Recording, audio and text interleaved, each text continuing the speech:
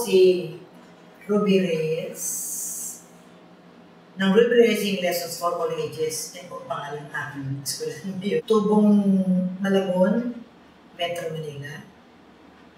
Pangpito ako sa aming 8 magkakapatid.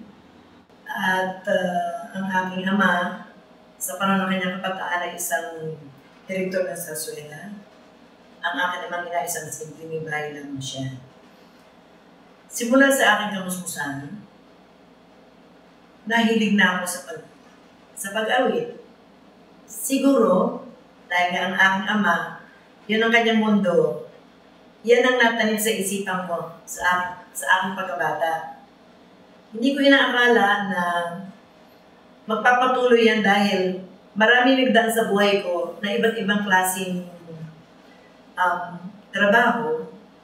Pero, dito rin ako pilit na nagbabalik dahil sa mga singing contest, sumali ako. Nananalo ako.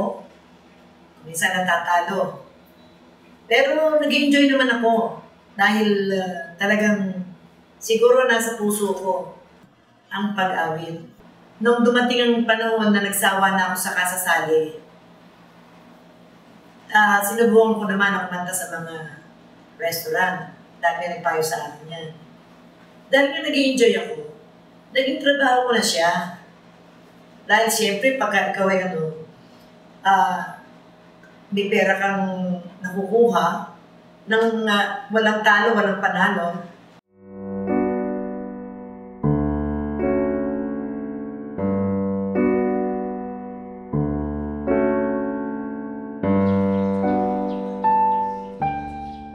Isang araw sa buhay ko, nagising na lamang ako na isa na akong mentor ng singing dahil may isang tao na nagtiwala sa akin.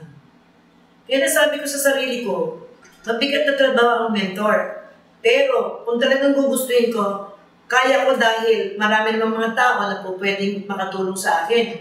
Habang nagtuturo ako, lalo kong nakikita ang maraming tama at mali sa aking napiling sa napili kong karir.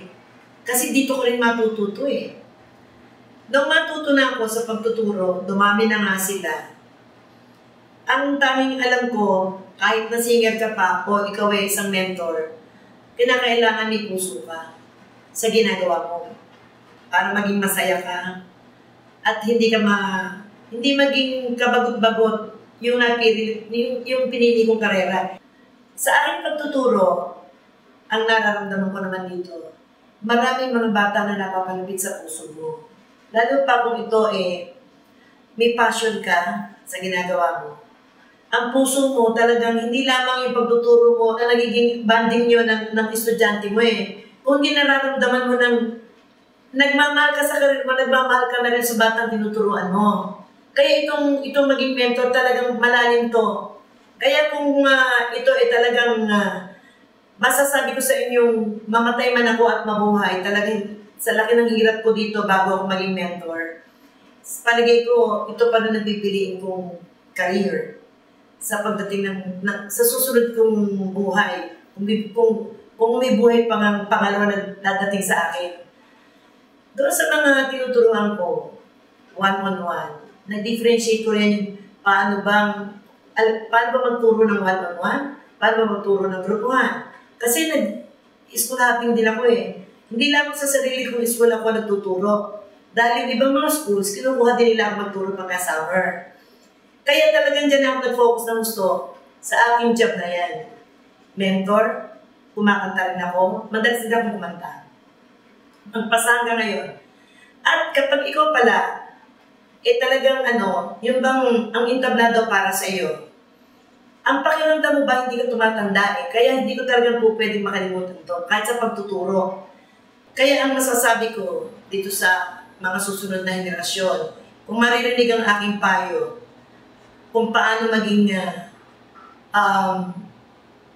kung paano kang lalaro sa entablado, kung paano kang magiging mentor, iisa lang.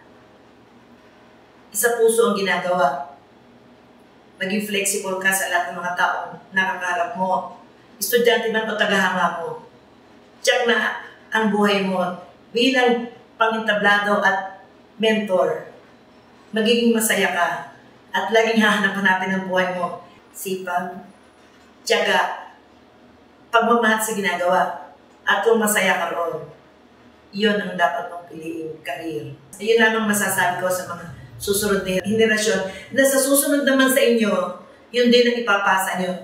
Maging modelo rin kayong pares ko sa mga nag-aspire na gusto magkaroon ng ganitong career. God bless.